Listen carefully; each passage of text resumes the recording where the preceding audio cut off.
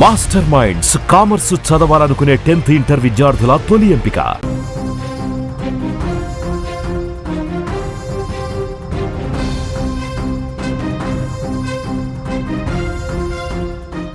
Telangana RTC కార్మికుల సమ్మెలో తీవ్ర విషాదం చోటు చేసుకుంది.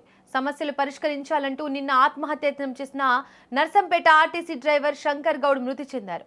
నిన్న ఆర్టీసీ జేఏసీ పిలుపు మేరకు మహాధరణ చేపట్టిన నర్సంపేట ఆర్టీసీ కార్మికులు నిరసనకు దిగారు. ఈ సందర్భంగా బస్టాండ్ ఆవరణలోనే శంకర్ గౌడ్ ఒంటిపై పెట్రోల్ పోసుకుని ఆత్మహత్యయత్నం చేశాడు. మంటలు ఆర్పిన తోటి కార్మికులు అతన్ని హుటాహుటిన కంచన్ బాగ్ డిఆర్డీఓ అపోలో ఆసుపత్రికి తరలించారు. చికిత్స పొందుతూ శంకర్ గౌడ్ మృతి చెందారు. శంకర్ గౌడ్ మృతదేహానికి వైద్యులు పోస్టుమార్టం నిర్వహించారు.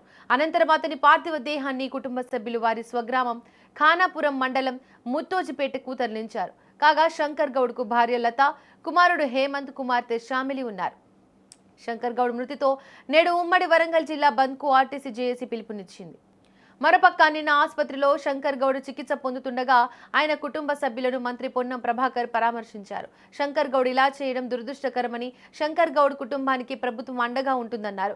ఆర్టీసీ కార్మికులు ఆందోళన చెంది తొందరపాటు నిర్ణయాలు తీసుకోవద్దంటూ విజ్ఞప్తి చేశారు. మరోవైపు శంకర్ గౌడ్ మృతిపై సీఎం రేవంత్ రెడ్డి విచారణ వ్యక్తం చేశారు. ఆర్టీసీ కార్మికులు తొందరపాటు నిర్ణయాలు తీసుకోవద్దని సూచించారు. ప్రాణాలు తీసుకోవడం వల్ల సమస్య పరిష్కారం కాదన్నారు. సమస్యలు పరిష్కరించేందుకు తాము చిత్తశుద్ధితో ఉన్నామని, ఈ అంశంపై ప్రభుత్వ దృష్టి సారించిందని తెలిపారు. ఇవాళ కార్మిక సంఘాలతో చర్చించాలని మంత్రులకు సీఎం సూచించారు. ఈ క్రమంలో డిప్యూటీ సీఎం భట్టి విక్రమార్క ఆధ్వర్యంలో మంత్రులు కార్మిక సంఘాలతో సమావేశం కానున్నారు. మరోవైపు డ్రైవర్ మృతిపై కేంద్ర మంత్రి బండి సంజయ్ తీవ్ర దిగ్భ్రాంతి వ్యక్తం చేశారు. శంకర్ గౌడ్ది ముమ్మాటికి ప్రభుత్వ హత్యనని ఆరోపించారు. ఆర్టీసీ కార్మికుల సమస్యలు పట్టించుకోనందుకే ఆయన ఆత్మహత్యకు పాల్పడినట్లు ఆవేదన వ్యక్తం చేశారు. బాధిత కుటుంబానికి కేంద్ర మంత్రి బండి సంజయ్ ప్రగాఢ సానుభూతి తెలియజేశారు.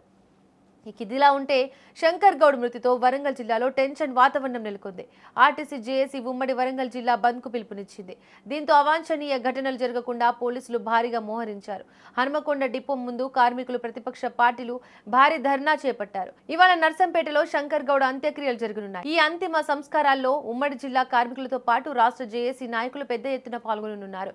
ఈ ఘటనతో ఆర్టీసీ సమ్మె మరింత తీవ్ర రూపం దాల్చింది. కార్మికులు తమ ప్రాణాలను సైతం లెక్క చేయకుండా పోరాటానికి సిద్ధమవ్వడం రాష్ట్ర వ్యాప్తంగా కలకలం రేపుతోంది.